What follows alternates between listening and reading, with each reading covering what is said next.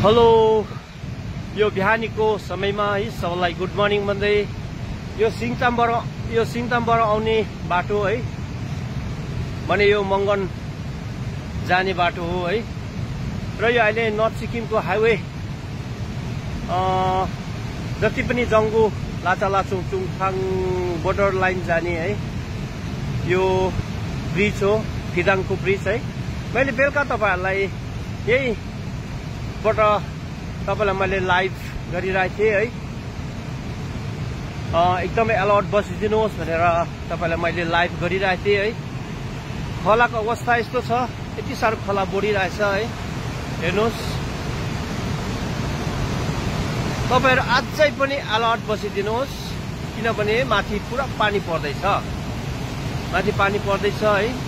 तपाई अलर्ट बसिदिने।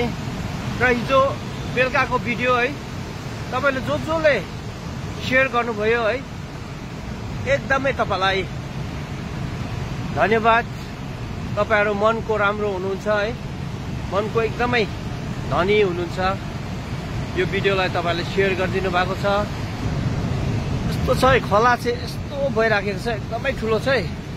अझै पनि तपाईहरु अलर्ट बसिदिनुहोस्, एकदमै अलर्ट बसिदिनुहोस्। र